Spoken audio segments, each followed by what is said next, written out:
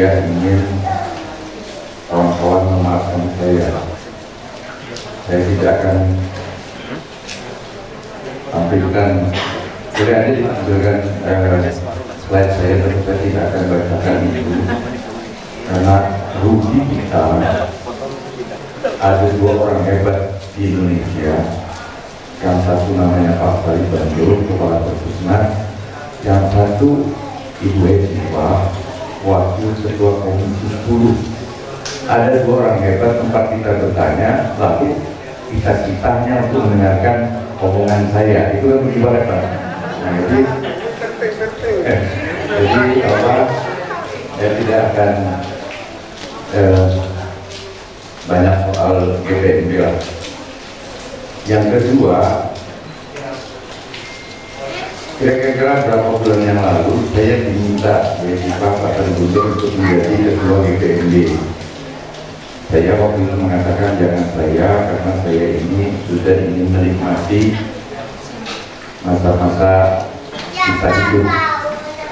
Karena saya sudah 2 tahun 6 bulan menuju jadi saya sekarang adalah 62 tahun di beberapa bulan. Belakangan dirujuk lagi ada beberapa orang yang membicara WhatsApp mengatakan kepada saya jika saya bersedia hanya untuk menuhai. Jadi kalau menuhai itu bahasa Sundanya apa ya? Ya sekedar untuk dia memayungi begitu. Akhirnya saya mengatakan saya bersedia hanya untuk itu. Jadi setelah pernah tugas, inilah satu-satunya organisasi yang saya mau menjadi pengurusnya. Kalau organisasi lain banyak kebetulan saya suka di sini, juga di data gitu ya, tapi saya tidak mau. Karena saya ingin menikmati kita masa pengabdian ini. Kenapa saya mau jadi ketua GPMB? Karena saya meyakini bahwa orang yang masuk surga itu duluan adalah orang-orang yang berurusan dengan ibu. Jadi Ibu Eva ini contohnya, saya sudah mengenal beliau ini kira-kira 10 tahun yang lalu. Waktu itu saya adalah kepala dinas perpustakaan di sini. Waktu itu menangani juga pendidikan perpustakaan dari sekolah. Oh sekarang jadi anggota DPR maunya masih di Komisi 10. Bidangnya itu artinya Komisi 10 ini komisi yang banyak masuk surganya daripada ya. Karena Allah mengatakan kalau kita mati tidak mati Adam dan muslim juga terbaik. Kalau kita mati 3 saja yang membuat amal kita ini jalan. 1, ilmu yang bermanfaat, 2, amal jariah, 3, anak soleh yang mendoakan. Sekarang pertanyaannya, bagaimana anak itu bisa mendoakan ibu bapaknya? Oh dia tidak ngerti baca doanya. Nah supaya ngerti kan harus ilmu juga dia. Ilmunya dapat dari baca. Bagaimana dia bisa mendapatkan amal jariah yang tidak putus-putus? Kalau dia tidak punya pengetahuan, tahu kerjaan cuma makan tidur.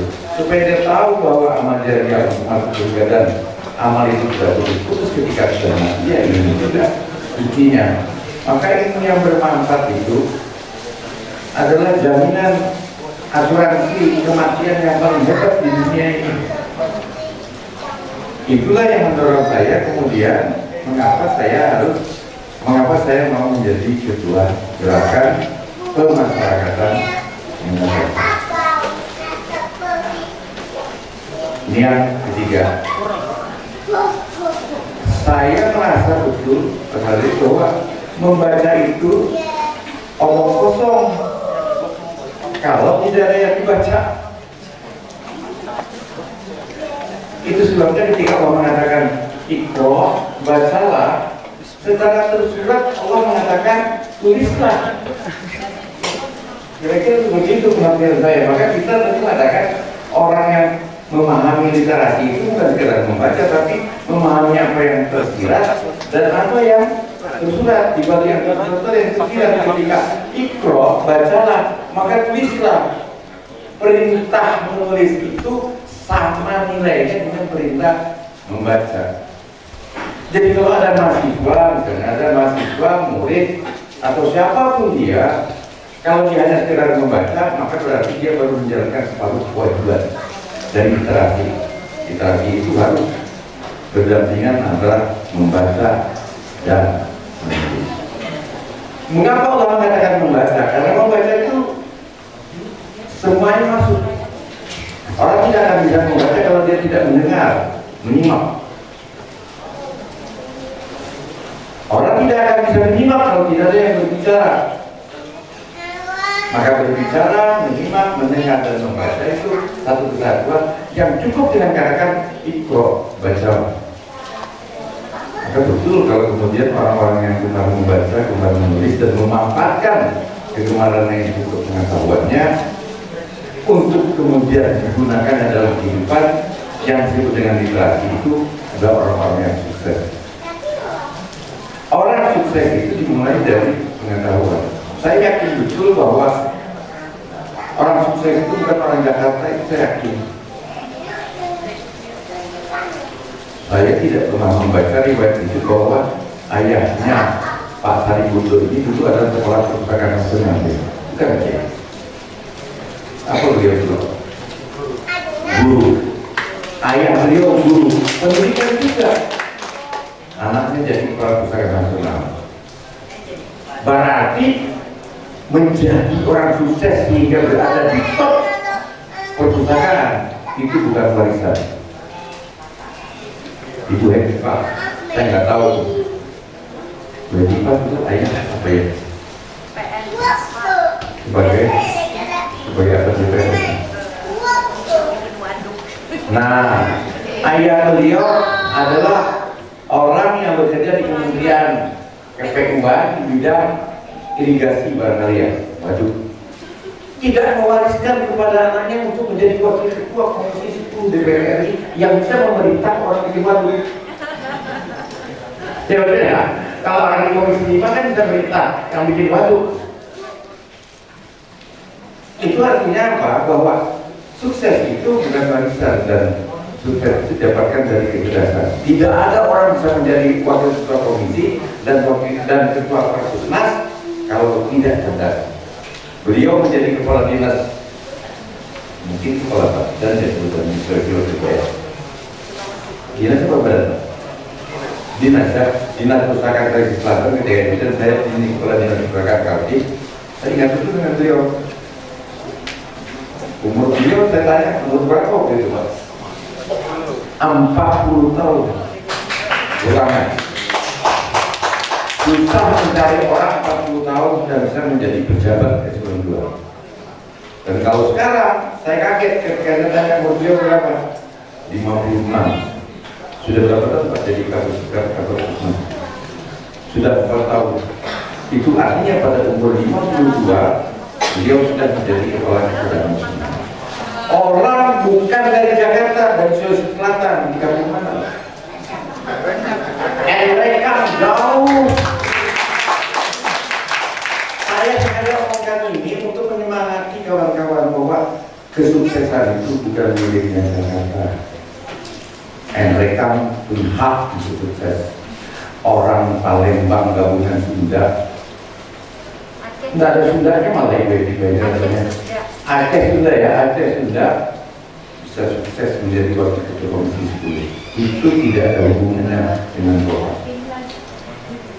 Nah, kemudian saya mengakhiri slide saya ini bagian yang ke slide 18 saja. Ya, rugi kita kalau kita mendengarkan omongan saya tidak ada urusan. Baca aja sendiri ada. Menuntut ilmu itu wajib walaupun sampai di negeri Cina. Kenapa disuruh sampai ke Cina? Cina itu peradabannya sudah luar biasa sejak dari dulu. Jadi zaman Rasulullah aja kita sudah disuruh ke negeri Cina. Kita baru disuruh menuntut, baru belajar, baru sampai di orang Tenggara, baru sampai di Samarinda. Itu belum jauh. Dulu aja disuruh sampai ke negeri Cina. Nomor 2, wajib atas laki-laki dan perempuan. Jadi pendidikan itu tidak ada masalah dan gender. Nomor 3, menuntut ilmu itu dari buaya sampai ke yang mahal. Maka kita jangan pernah marah kalau ada yang mengatakan bungkul ikannya dinaik. Saya kalau ada yang mengatakan bungkul ikannya, tidak apa-apa, saya tahu bungkul ikannya ganteng. Karena selama orang masih menuntut ilmu, itu artinya dia masih bodoh. Menurut saya. Jadi kalau ada orang berlagak sok pintar, berarti dia sudah tidak perlu menuntut ilmu. Sedangkan menuntut ilmu itu kecuali nafas ini terpisah dengan badan. Alhamdulillah saya sampai sekarang masih baca buku dan kemudian menulis. Makanya untuk membuktikan dan menyemangati diri saya sendiri, sebenarnya ini saya datang ke sini satu juga tidak menyerahkan buku saya, tulisan saya kepada Pak Soleh Budo dan kepada Pak. Tadi saya masyarakat dilarang oleh beliau, nanti katanya Pak di panggung, saya nggak mau nanti dikira dari panggung itu. Itu untuk menyemangati saya dan anak-anak saya. Alhamdulillah dalam 2020 ini masa pandemi saya bisa menghasilkan 2 buku, 40 cerita pendek dan 1 novel, 1 buku judulnya Lelaki Kampung Air itu novel. Artinya adalah cerita pendek yang terjadi nama Sumatera Laut. Sudah tertib tapi belum saya luncurkan, masih menunggu waktu yang nyaman Bu. Karena ada teman yang ingin memfasilitasi di sebuah hotel bintang 4 untuk acara itu. Tapi dia mau pasti tempatnya aja, konsumsinya belum kenapa. Kode keras. Ya kan itu kan kode-kode itu lama aja maksudnya. Siapa tahu ada dana alokasi khusus. Tapi kenapa Bapak Ibu saya menulis? Tidak ada lain tujuannya. Sepanjang orang itu masih bisa menulis, berarti masih ada nafas di dalam tubuhnya. Kalau sudah tidak bisa menulis lagi, mati namanya. Nah, satu di antara cara menuntut ilmu itu adalah membaca. Lanjut. Kalau tidak membaca, itu akibatnya bungul pintar, pintar bungul, pura-pura pintar, atau yang terakhir pura-pura bungul, padahal bungul juga. Gue kan nggak ngerti ya bungul dia. Bungul itu gagah. Lanjut. Ini topik Ismail. Saya salah seorang pengagum sastrawan angkatan 66.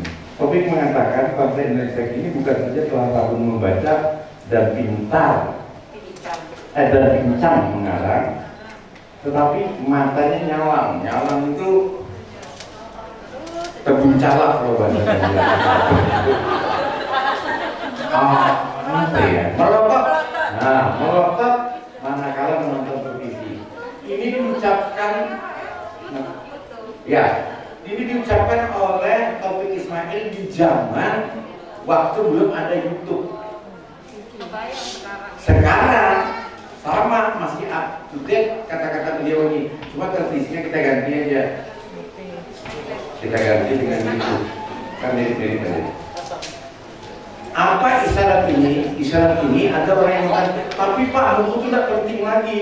Memang buku itu tidak mesti diartikan sebagai kumpulan kertas yang berisi informasi itu. Tadi kata Pak Sarif, buku sudah bermacam-macam bentuknya. Intinya adalah bagaimana kita bisa menambah menurut pengetahuan kita, dan dari pengetahuan itulah kemudian baru kita bisa. Karena kalau menurut Bob Sadino, Anda itu tidak akan bisa mampu kalau hanya tahu. Bisa itu dihasilkan dari praktek, tahu itu dari belajar.